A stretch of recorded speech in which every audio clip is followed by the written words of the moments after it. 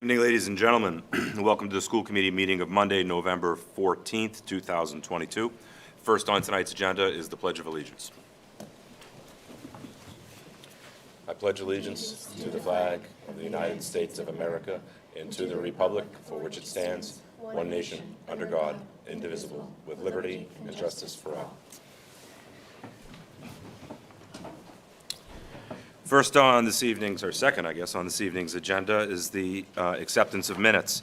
We'll be looking for an approval of the minutes of our meeting of October 24th, 2022. We'll be entertaining a motion. Motion to approve. And a second? We have a motion and a second. All those in favor? Thank you very much. That's a vote. I believe I have to abstain since I was not at the meeting. Oh, thank you. Thank you, Emily. Yes, so that is 4-4 and 1 abstention. Thank you very much. Next. Sorry to interrupt, I have to abstain too. Both. I wasn't here either. Good review. Sorry. So we have 3 votes, 2 abstentions. Thank you very much for the reminder. Sorry. Seeing nothing under audience, we'll move on to reports. Monthly reports for October. We'll be entertaining motions to approve 4 reports. Administrators, guidance, nurse, and pupil personnel services. 4 motions to approve. We have 4 motions 4 seconds. and 4 seconds. All those in favor? Thank you very much. Next up, we have school newsletters for November for your information. As always, chock full of information and color and smiles and information. And Dr. Cron and I were talking a little bit earlier, and he remarked, and I think it was a good, really great point, just how much goes on here. How many, I think you said, moving parts. You know, with so much going on in the district, there's so many wonderful things going on in every hallway, every classroom, every sports field, every day. So these updates are really great to see, and I really hope that everyone who has these available to them, you all do, to take a look at them. They're really worth the look. Moving on under old business, we have a Phelps Elementary School update. Mrs. Davidson. So the only update I have is the grand opening will be on January 12th from 6 to 8, and the community is welcome.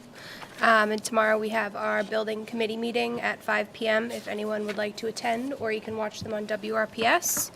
And then on the 21st and the 22nd of December, Memorial Park students and staff will be moving over to the building for a trial run. Well, for the move, I should say, not a trial run.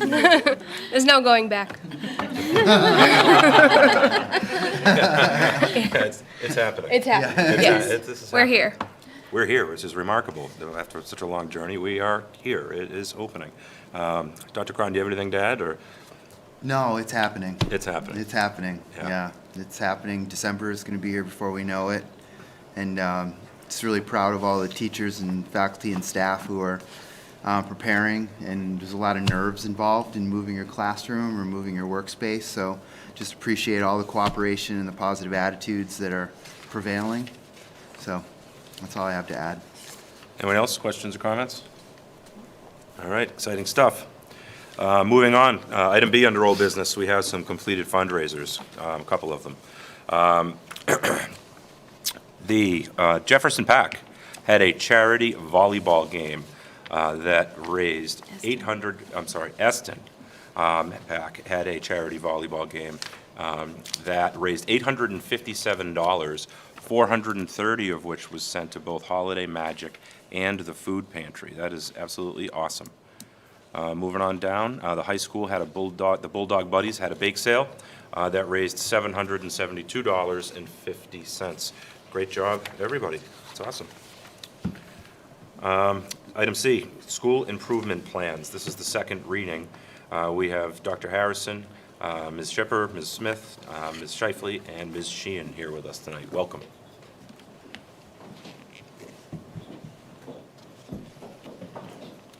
Just a quick note on the bake sale. Miss Maureen Cameron, she baked everything for that Bulldog Buddies bake sale all day, night before, morning of, and she just donated all of her time and resources. So if you see Miss Cameron around town, give her a special thank you, because all that money ended up being profit for Bulldog Buddies, which is huge. Isn't that a huge amount of money for a bake sale? Yeah. I just, $700? She's a really good baker. She's very good. The whoopie pies Yeah. are good. I voted there, and I didn't want anything, so I just gave them the money and said, just keep the food, I guess, just the money. So. Wow, congratulations. For the Rockland High School School Improvement Plan, it aligns to the district strategic plan. I thought I would just spend a few moments to talk about some of the key items. I'm not going to go through the whole long document. I'm happy to take any questions you have.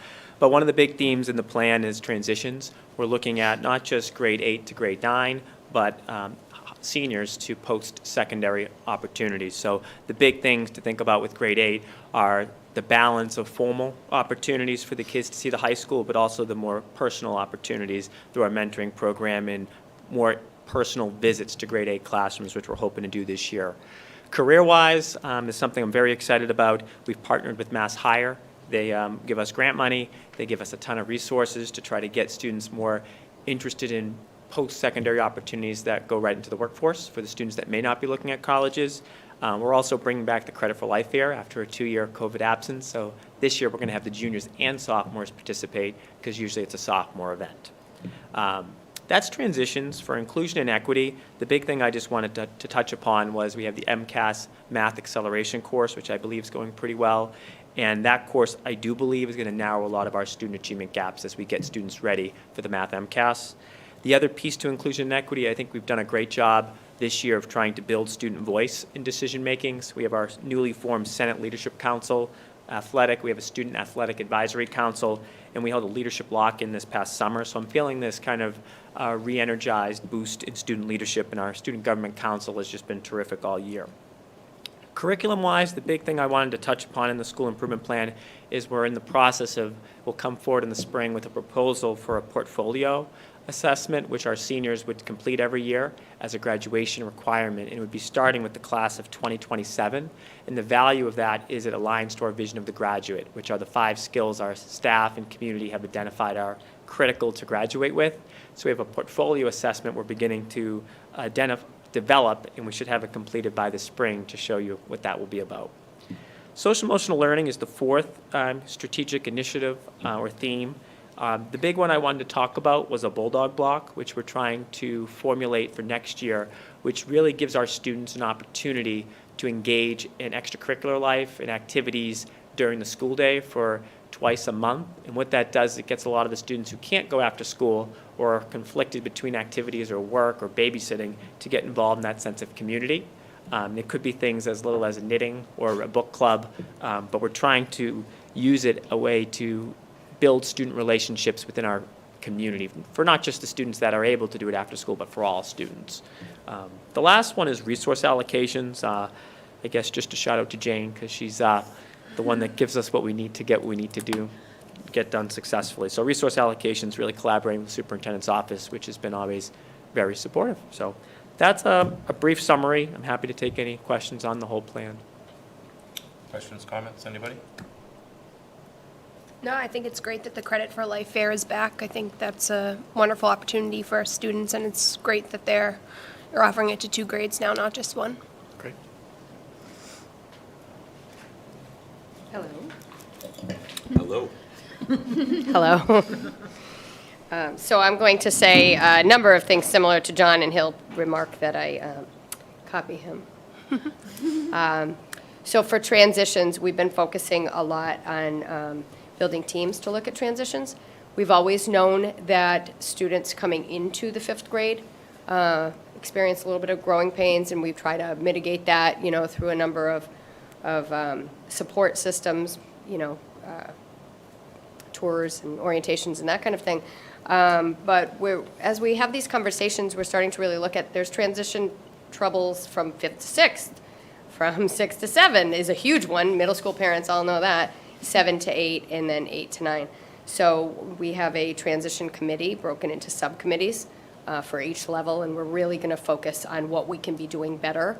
Even little things, like last year we had a teacher come up with the idea to have 7th graders come visit the 6th graders. It doesn't sound like much, it's easy, it was probably 15 minutes.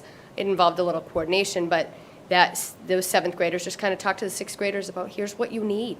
Here's what you need to be focusing on as you move up to 7th grade. So we're really going to be looking at every aspect of what we do. So that's a big one on transitions I wanted to talk about. For inclusion and equity, this is another, we have a committee looking at this to make sure that everybody is more getting what they need. We're spending a lot of time looking at our Bulldog block. We have a new schedule, and our Bulldog block is a whole period, and most of the days of the week, students have a directed study for half of it, and the other half of it, they have an extension block where they go deeper in their classes. So we're really focusing on making sure that students are getting what they need there, getting the help they need, the support they need from their teachers. And so that's a great resource for us. We are planning, working on increasing our family and community engagement in our student recognition programs. We already have both of those in place. We have a very vibrant history fair and an arts festival, but we're looking to kind of expand and have a multicultural festival, and we have a bunch of other different ideas. So we want to make Rogers Middle School more of a welcoming place for families, that there's always something going on, and not just at the end of the year, because we tend to really have a cluster of things at the end of the year, but look at the beginning of the year. As far as curriculum goes, we're continuing our work in departments, looking at, one of the things I'm very proud of is we have teachers teaching teachers during our PD time, kind of taking their areas of expertise, leading little workshops. So we had about 4 workshops put on by RMS teachers for RMS teachers. Actually, we included some other teachers as well. And just sharing their areas of expertise and teaching each other. It's a great way. It fosters collegiality and everybody benefits. So we're planning on using that a lot throughout the year. And of course, in our department time, we're looking at streamlining and revising assessments and aligning our curriculum, as you would expect. For social emotional learning, we have invested a lot of teacher effort in increasing student after-school activities. We have several activities, band, drama. We have a new art club. We have a number of clubs in development. So we're just trying to increase the opportunities for kids to be active after school. We have, in our Bulldog block, we have an advisory block where social emotional learning is on the forefront with the second step curriculum. That happens once every 6 days. And there are lessons on conflict and resolving conflict and setting goals and making good choices for yourself and being motivated and all sorts of being, the extra stuff that is involved with being a middle school student.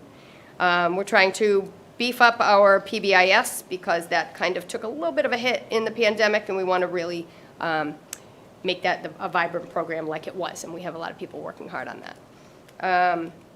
And as far as resource allocation, I will also say that Jane and the superintendent's office have been very supportive in getting us what we need, and getting us what we need to give the kids what they need. So, any questions? Sorry, I know that's a lot, but Questions, comments? Well, just for me, a couple of things. I really like what you were talking about transitions and about the support that you're giving kids, not only in coming into the middle school for 5th grade, because that experience, as we know, is for any 5th grader is, I'm sure, riddled with angst, going into a new school, older kids, and having the particular support for those guys and girls. But also, I liked how you were talking about how it's being extended to kids in other grades. Yeah. As we all know, middle school is not always the easiest time growing up, and everyone hits stages at different levels and different levels of preparation. It's good that that support's there from grade to grade, but also that their older peers are involved. I think a lot of times that is the anxiety, being around older kids, and when they're actually kind and supportive to you in this new environment, what a great support to those kids. Yeah. But not only that, a lot of these kids, they know one from sports teams, and they know, hey, if Tommy can do it, shoot, I can do it too. So I think that's awesome, and I love the push on extracurriculars, right? Because these middle school kids kind of finding who they are and sort of what they're into, and maybe new friends groups and social groups as they get ready to become high school students, I think is awesome. So, Yep. awesome, good stuff. Great, Thank you. thanks. Hi, elementary school is going to split it. We have the same elementary plan, and the biggest push is for transitions. We all know we're making huge transitions next year to Phelps and to the Early Childhood Center. So our focus is on building transition teams so that we can have a smooth move to a new school. and to look at our programming, staffing, expectations, working with families and routines. That's going to be our big focus this year, in addition to meeting with the middle school and looking at that transition from 4th to 5th. And then next year, we'll be having to look at the transition from kindergarten to 1st grade, seeing that Phelps will be a 1st through 4th grade school. So transitions they're a huge part of this year. It's our big focus. And I will introduce Jan Sheehan to talk about our curriculum. So for equity and inclusion, our students are assessed 3 times a year, in the beginning of the year, the mid-year, and end of the year. And during those periods in between, teachers have the opportunity to bring students to our student success team if they have any concerns. And we have a very thorough process with teacher leadership acting as guides for the teacher that brings a student forward. And we do 6-week interventions. We look at how often that student received the intervention, not just, was it just 6 weeks, did they receive it every day within those 6 weeks? A win block is that opportunity, what I need, to carry out those interventions, and also for the teacher to do it in Tier 1. So that has been instrumental in getting kids what they need. And we now have also the same forms that we're using consistently across all 3 buildings, so that will segue right into Phelps very well for everyone. And then also, not just the academic side, we also have case conferences that we call them, where we address the social and emotional needs of children as well. So a teacher can also bring a student up that's struggling with social emotional issues, may need some counseling, may need parent intervention. So we as a team work around that as well. And we also incorporate the nurse into that, because they may be making frequent nurse visits, and having that data is really, really effective for all of us to target what's going on. And then we're looking at the writing curriculum that we're using right now, and we have a committee at the elementary level looking at that across all 3 schools, what's working, what's going to feed into the middle school, and help us all work on open response questions that students are answering, and also long writing assignments that they have. So we've been doing a lot of work in that area, but now finding the right tool that will help all students. So that was my part. Marilyn? So I have the last 3. I don't know how this got divided up equally, but I got 3.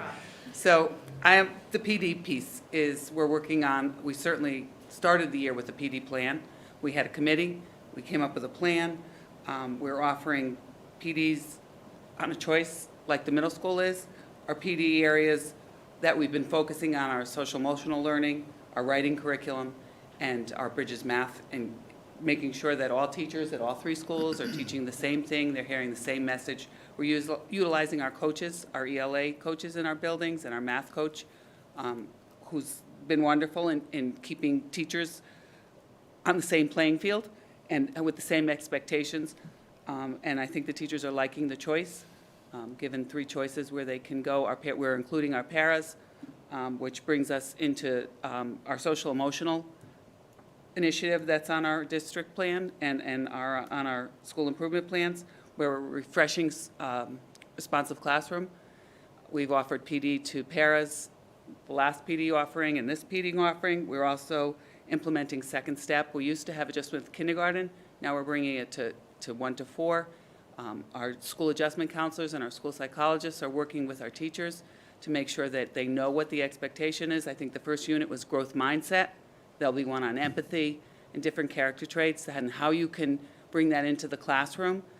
Teachers have taught the lesson during a morning meeting, and all week long they can refer back to it and what it is that the expectation is for that unit. So it seems to be going really well.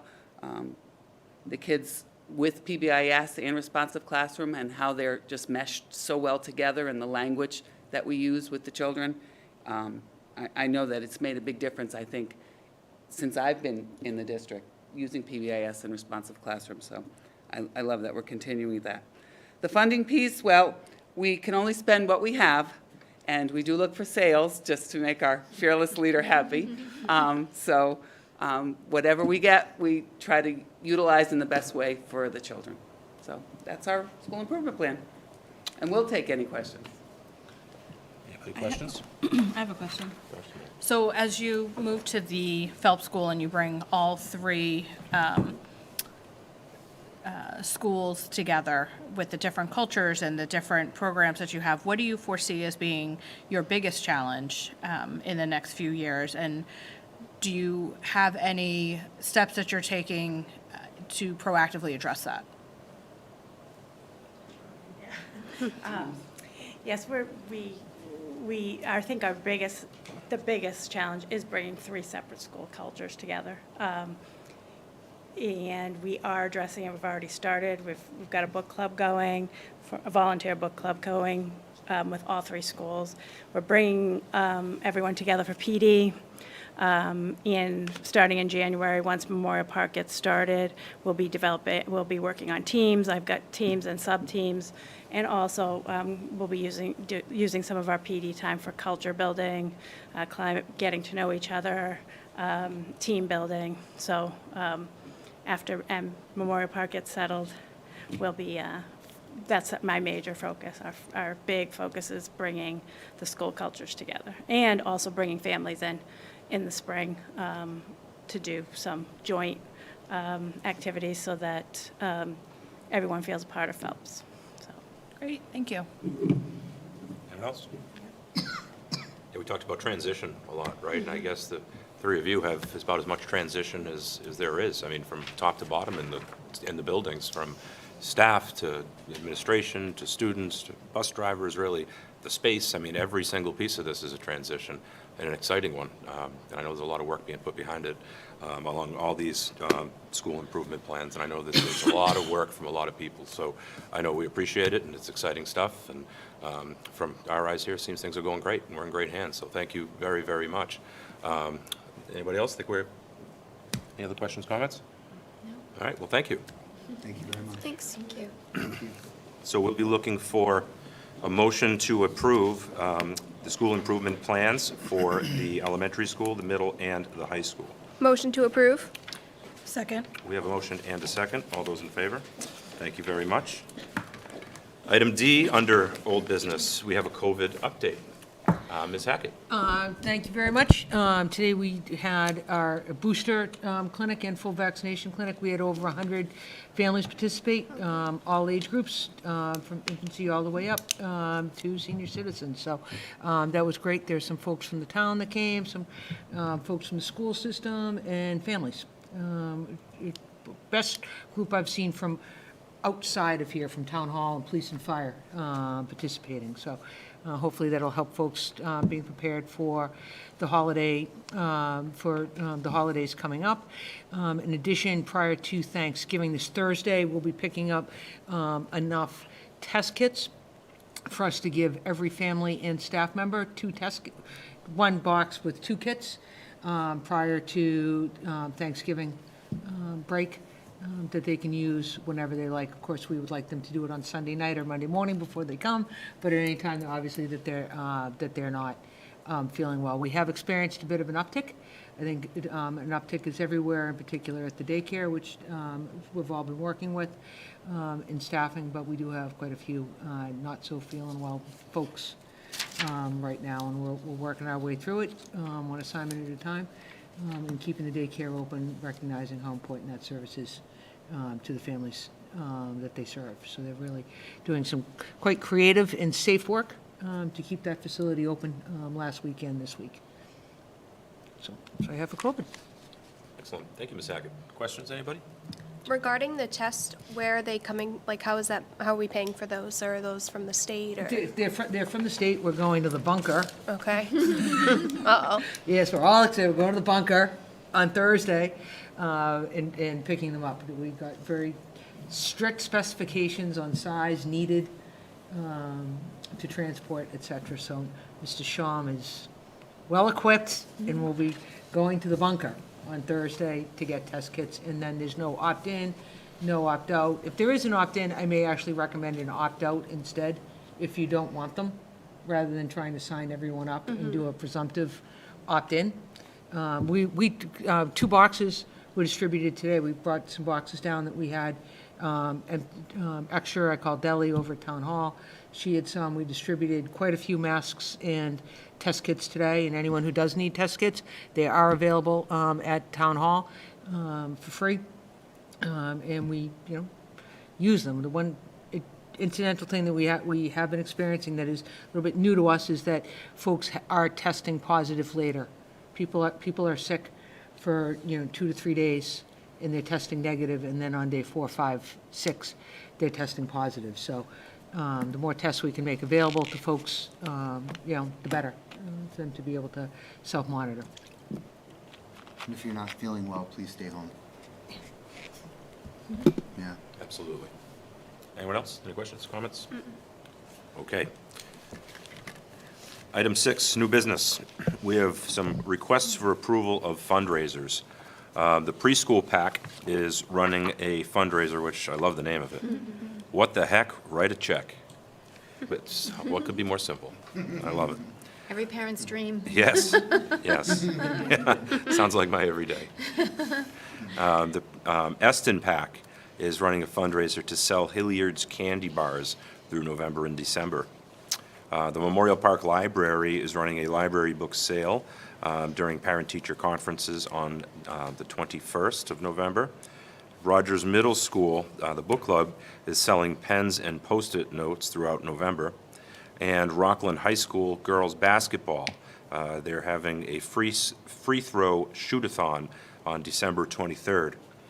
The class of 23, 24, 25, and 26 is going to be making midterm survival bags during the month of January. So we'll be looking for the approval of 6 different fundraisers, and we'll be entertaining 6 motions. 6 motions to approve. 6 seconds. All those in favor? Thank you very much. Next up, item B, class sizes for 2022 and 2023. Dr. Cron. Thank you. Just 2 comments to make about this. The first is that our kindergarten, first grade, and second grade class sizes are very small.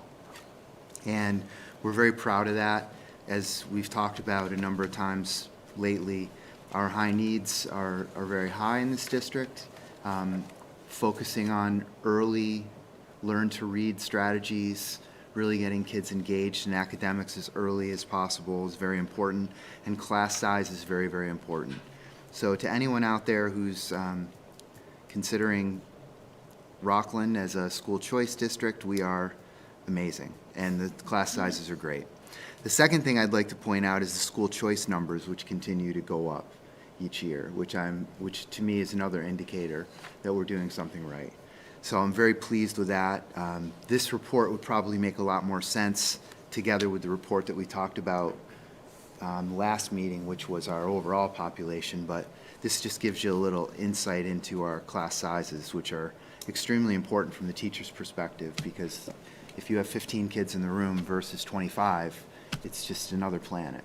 And it's interesting because the research does not support the idea that class size is a big deal. But if you talk to a teacher, they will tell you it is. And as a learner, I think it's important. And anyone who's in a private school, small private schools, class sizes are always very small, and it just allows for more individualization. So I'm very proud of that. And that's all I have on the class size report. Excellent. Questions or comments from the committee? What is the state regulations around class size? Is there one? Is there a max number There's of guidance. capacity? Yeah, okay. usually 24 in 24 a classroom is where they draw the line. You're going to see when we move to the new school, we'll probably be going up in class size a little bit. One of the things that we can do in this building that we talked about many, many years ago is when you have all of your first grades in one building, it allows you to regulate class size. So we won't have any more of this one first grade is really small, one is really big. We can fix that right out of the gate. And it also allows us a lot of flexibilities within staffing by having everyone in one building. So if fourth grade swells one year, and then you can pull a third grade teacher into fourth grade, and so on and so forth. So there's a lot of benefits to the arrangement that we'll be moving into. Anyone else? Okay. Thank you. Next up, item C, the Operation Services, OSD Special Education increase. Dr. Cron. Yes, so the Operational Services Division of the Commonwealth of Massachusetts Executive Office for Administration and Finance has established a 14% increase for all of our out-of-district placements next year. What they've said is to these private companies, you may raise your rates as high as by 14%. And they do that every year. Most superintendents in the state had a mini stroke because for Rockland, that's $280,000. For one of our neighbors, who I won't name them, but they're very close, it's $500,000. Also, historically, their rate of increase has been, in FY23, it was 2.5%, FY22, 2.26%, and going all the way back to FY11 was 0.75%. This increase of 14% is just over the moon. So if you wonder why it's happening, they've come up with some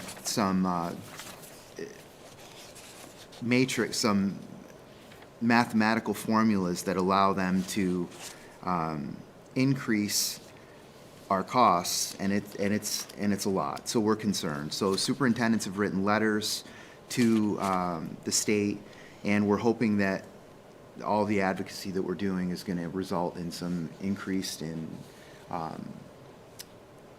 increase to our circuit breaker funding and also increase to Chapter 70. So that's our hope. That's what we're advocating for. I don't know if you have anything else to add. That's excellent news. Questions, comments from the committee? I have a question. Yeah.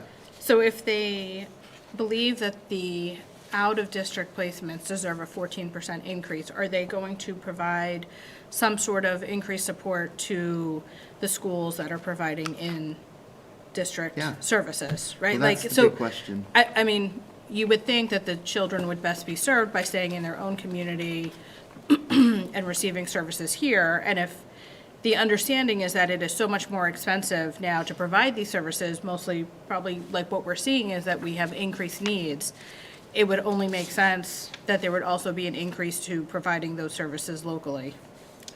Absolutely.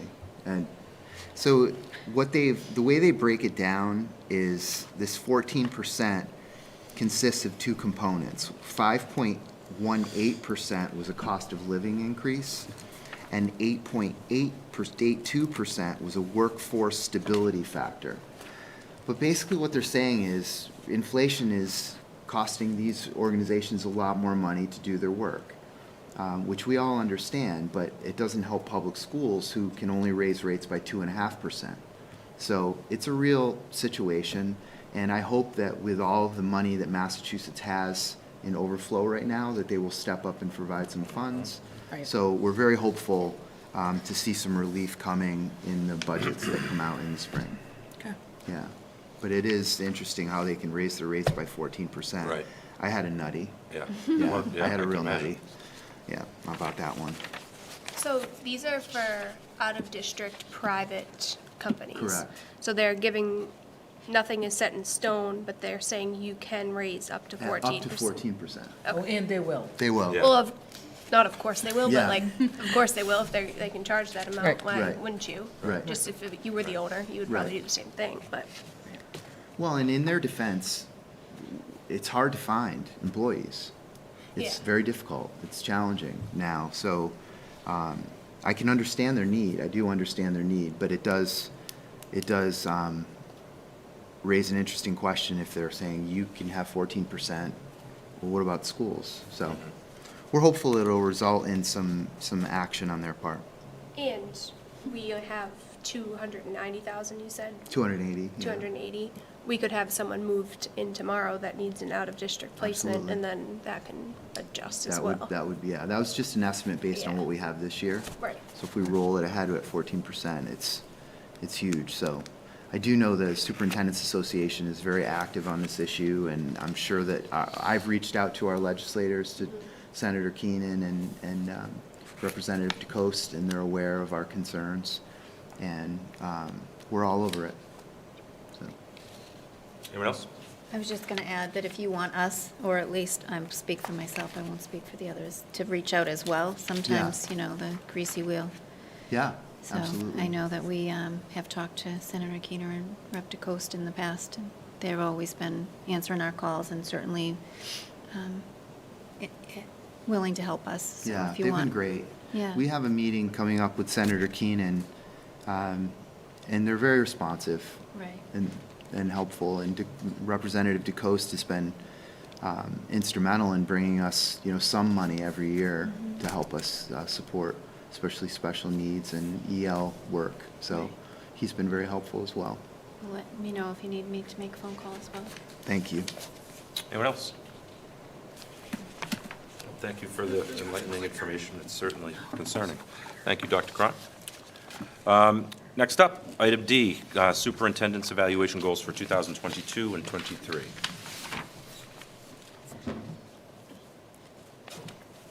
Okay. I think I'll go up here, but I don't have a clicker, so we'll figure this out.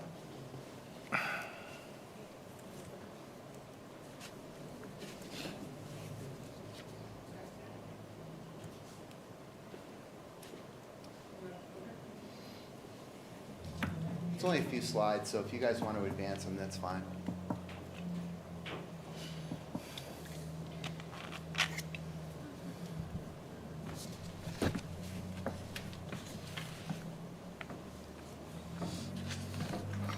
How we doing, Chris?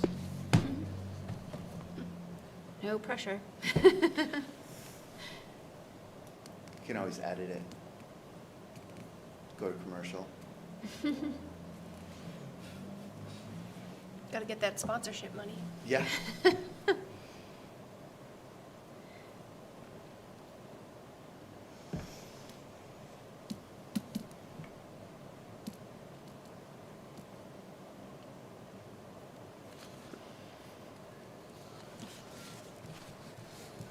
we go.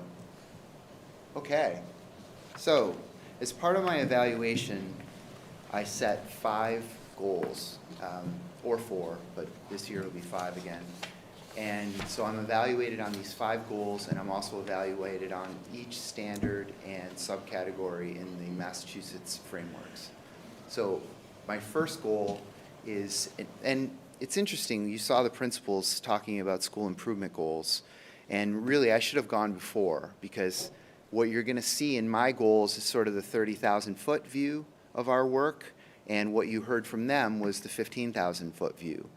And if you went to a teacher's evaluation goals, you would see the 5,000-foot view, and so on and so forth. So they all work together. And really, my job is to take this 500-adult organization and take all of its energies and capacities and point it in one direction. If we can all be swimming, rowing in the same direction around the same goals, we are going to accomplish far more and see that play out over time, in my opinion. So I hope what you see in my goals is a reflection of our school improvement plans, our district improvement plans, and everything. So year 1, we are implementing the 5 strategic initiatives that were identified as a priority through our strategic planning process. So I will very quickly read to you, and again, you've heard these already. And number 1.1 is establish building level transition teams, so we're working hard on transitions. Number 2 is address and narrow achievement gaps for at-risk students, and that is played out in things like our reading curriculum and our math curriculum. Reestablish PD committee and develop a comprehensive PD plan. That's something that we've worked hard at and will continue to work at this year. 4.5 is include SEL in PD, such as responsive classroom and trauma-informed practices. Last week, we had a great PD day that was a full day. We had many sessions. Teachers were able to select what they wanted to do from a menu, which was great. Made a big difference, I think, that they were choosing to be where they were. And one of the sessions that I attended was about teachers managing their own time and their own emotions and their own stress and anxiety. And it was very, very well received. So we're trying to include these things in our PD. And finally, 5.6, integrate our financial and operating systems to maximize efficiencies and improve data integrity. That's fancy language for making sure the money goes exactly where we said it would go. Okay? All right, next slide, please. So implement the transition plan for the opening of the new Phelps School. This is my second goal. So we have many moving parts. We have Memorial Park moving to Phelps in December. We have Jefferson and Eston moving to Phelps in June. We have the preschool moving from the high school to Eston in June. And then we will be opening the Phelps in September for all Rockland students, grades 1 through 4. So there are many, many moving parts here. I'm very pleased with how things are going, just based on teacher morale and teacher anxiety. As you'll hear in my superintendent's report, one of the things that I'm just so impressed by as an indicator is teacher and staff attendance in this district, which is 95% and up. Continues to be 95, 96, 97%. When our teachers are here in classrooms, our kids are learning. If they're out and we have a sub, the learning goes down. So watching teacher attendance, student attendance, great indicators to see how healthy your organization is. Very pleased with that. Next slide, please. Goal 3. So this is our academic goal: improve student ELA and math scores in grades K through 4 by 5 to 10%, as measured by MCAS, iReady, and report cards. So this is where we focus in on our Bridges math, our keys to literacy, and professional development. And that is our third goal. Next slide, please. Upgrade building security district-wide. This is something that I began talking about at the end of last school year, and we've worked at quite a bit over the summer and into the fall. But we're upgrading security at entry vestibules at Eston, the middle school, the high school, central office, and the preschool. We're doing this in cooperation with the town. We're continuing to support ALICE training throughout the district. We just finished retraining all of our students. So at this time now, all of our students and our staff have been retrained on ALICE this year, which is, it doesn't sound like a lot, but operationally it's a really big deal to find an hour or 2 hours of time, chunk of time, to train the students and to do it thoughtfully. At the elementary school, it involves the reading of a book. The school psychologists and adjustment counselors are going in and working with the kids so they really understand what it is we're trying to do so they're not frightened. And finally, establish a district culture that celebrates inclusion, equity, and diversity. This is also a 2-year goal, and this is the second year. So we have a kickoff convocation on December 1st. I'm very excited about this. We're bringing back Dr. Khalees Warnham to speak to all of our faculty and staff. We're going to do that at the high school. This is the first time that I can remember that we've brought all faculty and staff together during the school year. We usually do it at the beginning, but I felt that to really set the tone and so that everyone got a chance to hear what Dr. Warnham had to say, we want to do this special convocation. We'll be following the convocation with breakout sessions with the staff and the faculty, and then we'll continue that work with our groups that are at each school. So I'm excited to move this forward. And then the rest of the actions are to continue to engage families, students, and staff, and to continue to encourage a culture of belonging by encouraging conversation among multiple lines of difference.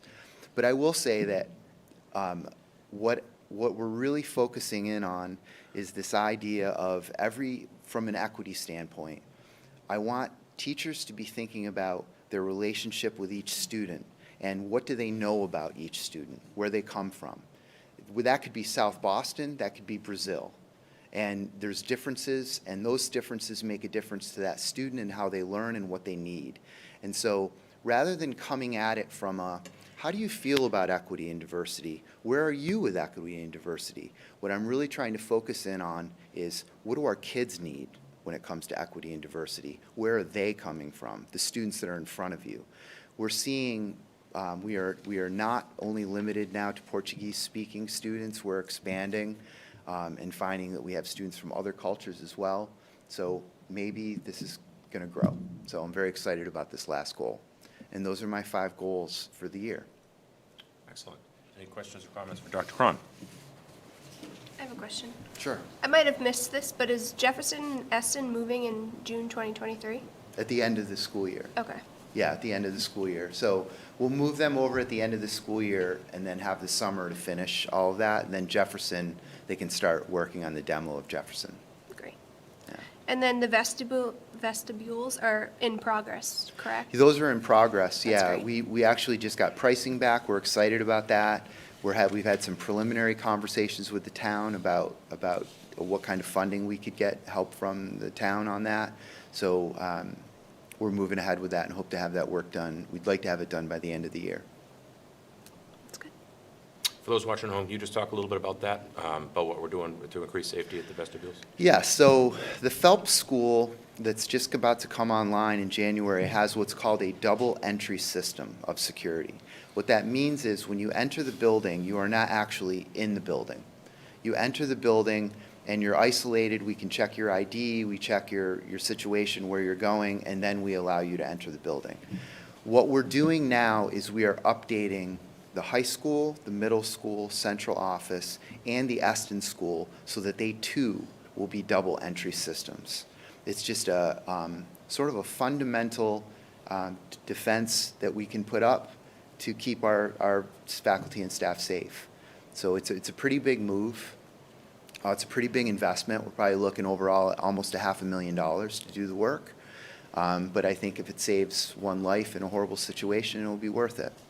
So we're going ahead with it, and we thank SMMA, who's been very cooperative with us. The architects who are working on the Phelps have helped us with some design work here, which has been very, very helpful.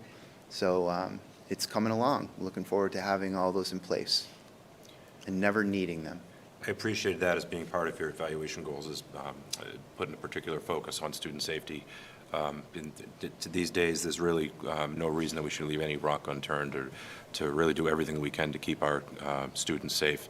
Hopefully we never ever have to worry about it, but I hope we never have to live with any regrets and say we wish we did something else. And Right. just from my observation, I can see that this is a priority, always has been a priority, and will continue to be a priority. So really pleased by that.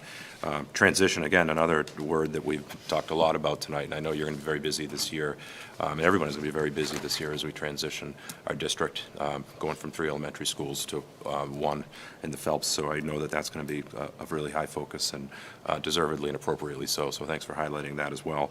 I also appreciate your lofty goal of, an ambitious goal of bringing up the ELA and math scores by as much as 5 to 10% in K through 4. I think that's awesome, and I'm looking forward to seeing that happen and hopefully keep happening. So Yep. that's great. We'll have an MCAS presentation in the next one of the next 2 meetings. We'll give you an MCAS overview so you know where we are. Excellent. And then we'll take those numbers and compare them to future numbers and see if I was able to help achieve that goal. Good. Well, I find your goals to be entirely appropriate, and I'm excited to see what the year brings. Any other comments or questions for Dr. Cron? So I'll just ask, can you give an update on the safety work that you've already started in the elementary schools with the cards that are being used now for pickup?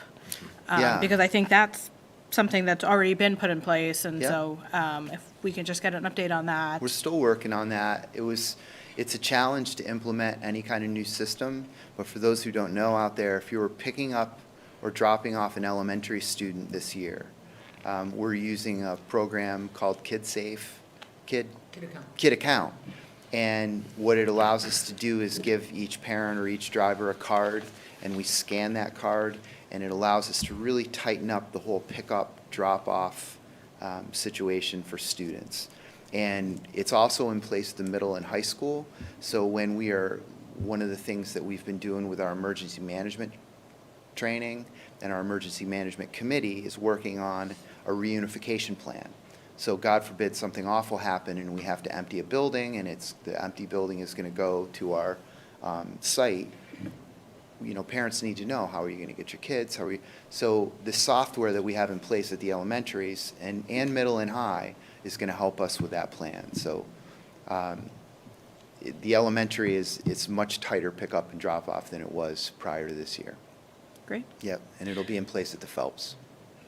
I'd also like to highlight that the work that's being done in the social emotional programs and the work that's going through all of it is actually, to Dan's point, part of the safety, right? Absolutely. So if we're teaching empathy and we're teaching our kids to care about each other, hopefully we'll never be a district that has issues that other districts have experienced. So I think that also feeds into it as well, and I love seeing it. And then the other thing I was going to say is I was going to talk about the diversity. And I think it's not just about what our kids need, but what our kids bring to the classroom, and celebrating, everything that they bring from their different backgrounds and their different experiences, and the positives that brings, and so much that we can share with each other and move forward with that. And it's really nice to see us celebrating the diversity. Yeah. Thank you. I hope you all join us on the 1st of December. Dr. Warnham is something else. She's great. So. Anyone else? Mrs. Hennessy? So you know, I love data. The addition of the additional SRO that Yes. has been onboarded, I know it's probably too early to see if they've made sort of an impact in behavior or any of that. Are we potentially looking to track what's happening across the schools from a incident standpoint to see Right. if that officer is providing the value? So he hasn't started He with hasn't us started yet? yet, No, okay. he hasn't started yet. He's been hired. Yep. He's been to the SRO Academy, Yep. but they have some staffing issues with RPD, so he's being used in that capacity right now. And so Chief Zioli and I are having conversations. We'll be bringing him on board hopefully before the end of the school year. Oh, okay. Yeah. Perfect. But that's a great idea. Yeah. Just curious if Yeah. showing, how do we show the value both here and to the community of what that additional presence could mean to our schools, so. Yeah, yeah. Well, it'll be nice to have a second. I mean, one of the things with the Alice training, Kathy Paulding has been instrumental in working with Ethan Schnabel to do Alice training. So, but it's very difficult for the two of them to do everything, because they also have their own jobs and roles. So having a second SRO will help a lot with that. And I'm hoping that that person can hyper-focus on the elementaries, although I want both of them to be interchangeable. Anyone else? Okay, thank you very much. Thank you. We'll be looking for a motion to approve superintendent's evaluation goals for 2022 and 2023. Motion to approve? Second. All those in favor? Thank you very much. Next, under new business, item E, we have an R. Stewart Eston update. Dr. Cron. I'm going to pass this to Jane. Yep, and it's going to come up in just a second. But as we're preparing for, it'll come up, it'll turn red.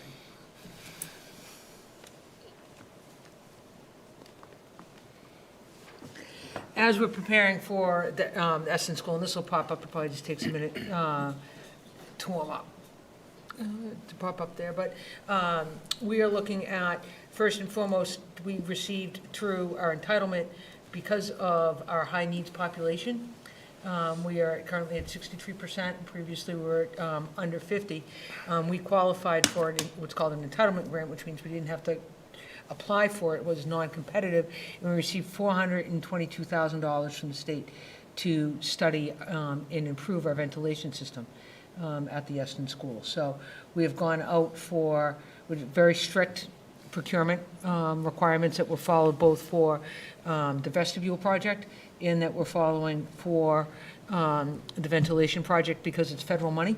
And with federal money comes even stricter guidelines. So we went out and got 3 quotes for a needs assessment for the ventilation. That's been awarded to CES and CE, I forget, Civil Engineering Services, I believe is the name of the company, and we should be getting a feasibility study on the Eston School in the next couple of weeks, which is pretty exciting, and we'll see whether or not we're in the ballpark of that $422,000 for what we need to improve. We're looking at a PA system. One could put this under security, almost as well. Here we go, we're up. Could put it under security as well. Our PA system at the middle school, high school, the announcements work outside. They don't at Eston. Okay. I did not put this under the security bucket because our security bucket is higher than our initial conversation that we had with Town Hall. So we're just trying to be fair and identifying funding sources. So that's IVAQ is, I'm not going to pretend, but I know it's ventilation and air quality. I don't know what I is, but ventilation and air quality. So we're looking at, the FC stands for free cash. We're going to be meeting with the town. This is why Dr. Cron wanted to bring it to you folks tonight, because we're going to be meeting with the town to go over our capital needs in the short term. And the PA system, the phones, and the cabling at the Eston School all need to be upgraded. These are things that have been on our capital plan for many years. The lighting, improving our lighting is something we're also discussing, but Mr. Shum came up with the idea of going through the Green Communities program. So we're working with Jen Constable, who's the Assistant Town Manager, Town Hall, to do that. We may actually be able to do some pretty significant lighting upgrade, which can make a huge difference, not just financially for the town who pays our electrical bills, but also for being easier on the eyes, less headaches, et cetera, with better lighting. The big nut is the playground. And anyone who has been in the playground business or been on building committees, et cetera, for the last 10 years or so, have realized this is very tricky, and it's the most complicated procurement I've ever faced in securing quotes for these. Because what you have is you have all these individual vendors who have these really nice equipment, play sets that are different by one piece. So how do you get 3 quotes on the same piece? You can't, because they all change a piece. So we got 3 quotes. We have one that our OTPT folks at the preschool are very excited about, but it's also expandable and will be appropriate for the Gen Ed community and challenging as well. It's very large, and we're estimating it's going to be about $98,000, which is not the most expensive piece. The most expensive piece is actually what you put on the ground. So we're going to need to go out to bid for the ground. So at this point, we're looking at about $200,000.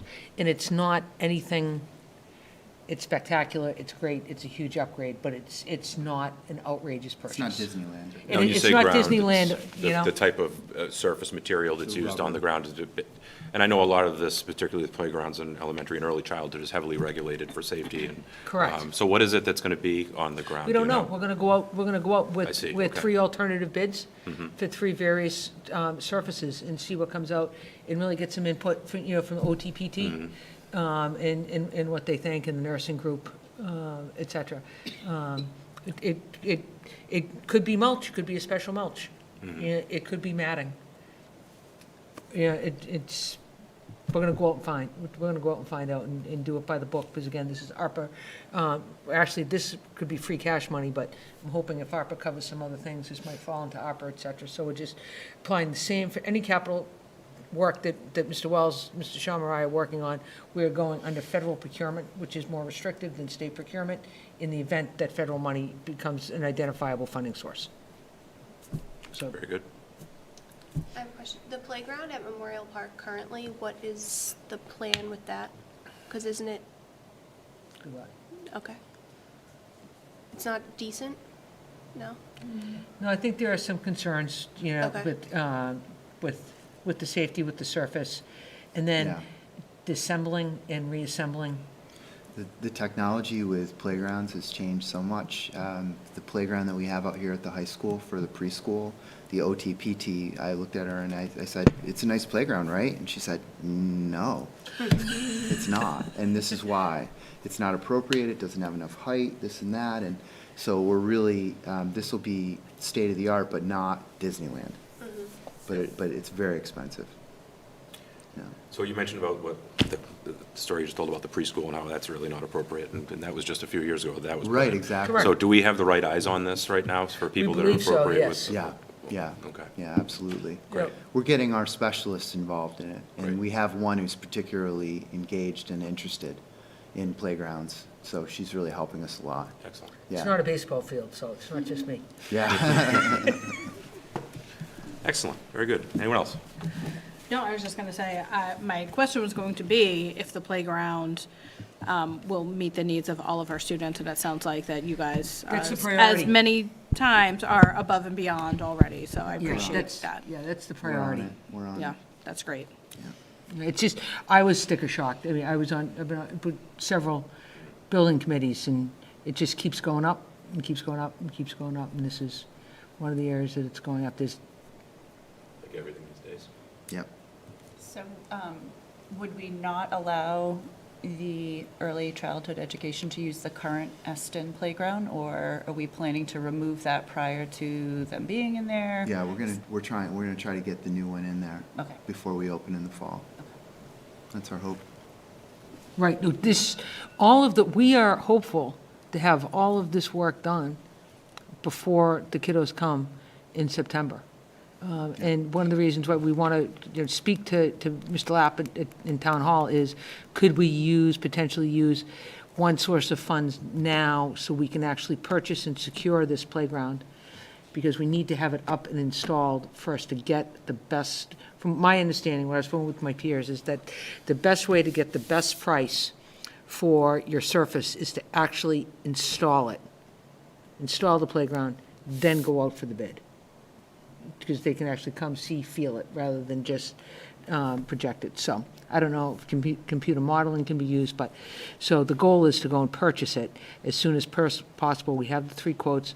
I want to speak to Town Hall to see if potentially if we used one source of funds that could be available to us right now, if we could then get a free cash appropriation in the spring and put that, and pay ourselves back for that investment to go for something else. So I don't want to lose it, and it takes a long time. September will be here before we know it.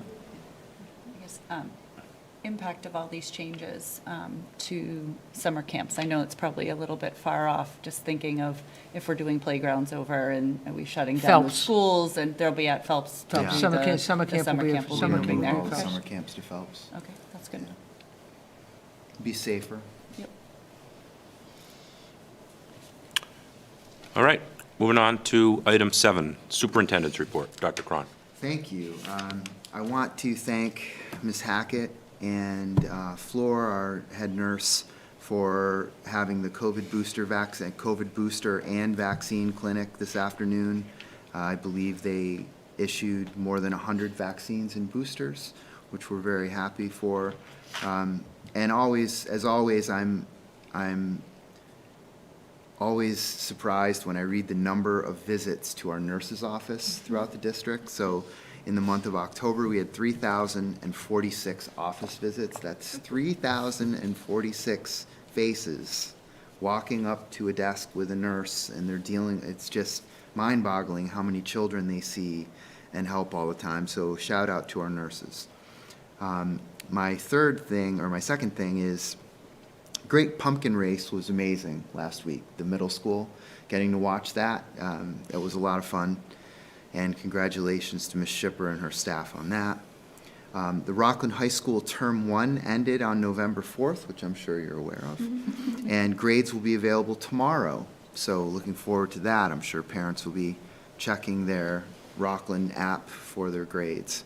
Parent-teacher conferences at the high school are on November 16th from 6:30 to 8, and on Thursday from 12:30 to 2:30. So I just wanted to highlight that for parents.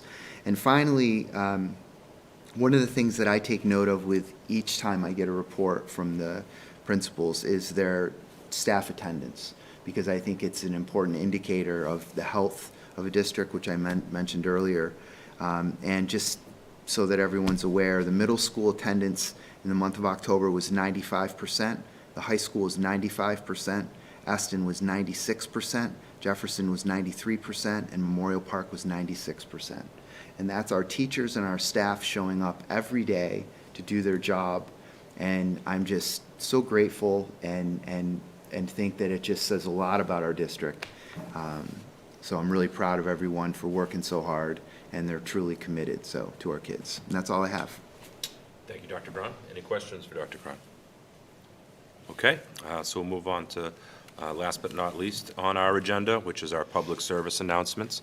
We'll start out with Ava, our student representative. Just one thing, that the middle school and the high school is having a canned food drive until this Wednesday, the 16th. Excellent. That's it. Thank you very much. Any questions or anything about tonight's meeting? Okay, great. Well, thank you very much. Mrs. Hennessy. Thank you, Mr. Biggins. As Dr. Cron already mentioned, the high school parent-teacher conferences are happening this week. Middle school is also happening, I believe, on Wednesday and Thursday, and then elementary school is next week. So watch out for all those notices about half-days. There are a lot of early releases in the next week and a half. And then it leads right into Thanksgiving break. We wanted to wish everyone a happy Thanksgiving. We are thankful for the administration, the staff, the teachers, the students, and you for entrusting us with your kiddos. So hope everyone has a good break. That's it. Thank you. Mrs. Maroney. Thank you, Mr. Biggins. I wanted to shout out to the students that went with Mrs. Walsh to the National Cemetery in Bourne last Saturday to place flags on the graves in order to honor our veterans. And thanks to all the veterans out there, our meeting wasn't last week, it was this week, so we didn't get to shout out our very own Dr. Small, so I wanted to thank all of them. And I also have that our high school drama club, and I think there might be some middle schoolers in here as well, is presenting midsummer.com on Friday, December 2nd at 7 p.m., Saturday, December 3rd at 7 p.m. You can get your tickets at FreshTix.com. Thank you. Thank you. Mrs. Davidson. I would just like to congratulate all of the fall athletes in the high school. I know the cheerleaders, boys soccer, volleyball, and the football team all had wonderful seasons, and some are still actively going. Just congratulations. And then also the Alice drills in the elementary school are coming up next week. Actually, the 18th this week. Yeah. Time's flying. Thank you, Mrs. Davidson. Dr. Morrow Small. So two things. One is I had the opportunity today to volunteer at Eston for the book fair. And it is something that we haven't had a normal book fair in a couple of years. So it was so nice to have that back and see the kids so excited to get new books. So that was great. So just a thank you to the PACs that put on all of the events at the schools, but especially things like the book fair, and to all the parents who take the time to go out and volunteer. Your kids love seeing you there. And secondly, just from my medical hat, it is a crazy season right now with respiratory illnesses, and the volume and the acuity of illnesses in kids that we're seeing is unprecedented. I don't remember in the past 20, 25 years ever seeing anything like it. So please make sure everybody's washing their hands, stay home when you're sick, please get vaccinated, flu shots, COVID shots. If you have concerns, check in with your doctor, but do everything you can to stay healthy and keep each other safe. Thank you very much. I just have a couple of things tonight. First of all, congratulations to the varsity boys football team who had a great playoff win this past Friday night at home against Abington in the pouring rain. I'm still drying out from that. It was great to see our guys performing so well and advancing again so far in the tournament, the playoffs this year.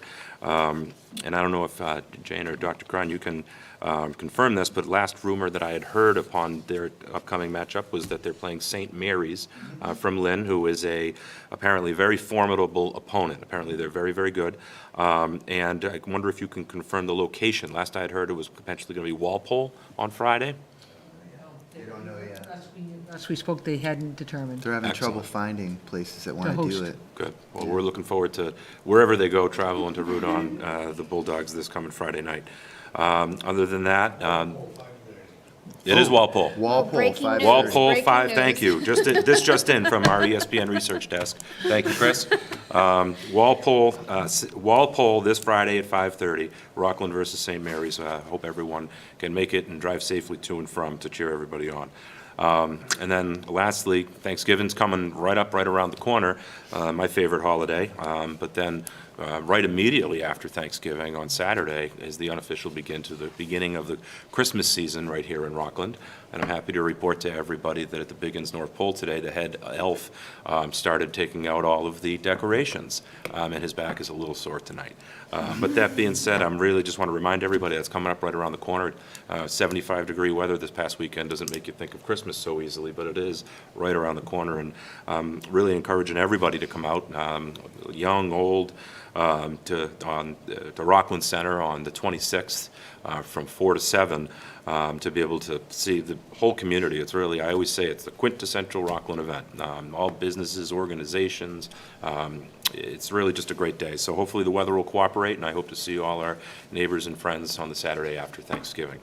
Other than that, that's all that I've got for this evening, and we'll be entertaining a motion to adjourn. Motion to adjourn. Second. All those in favor? Thank you very much. Have a great night.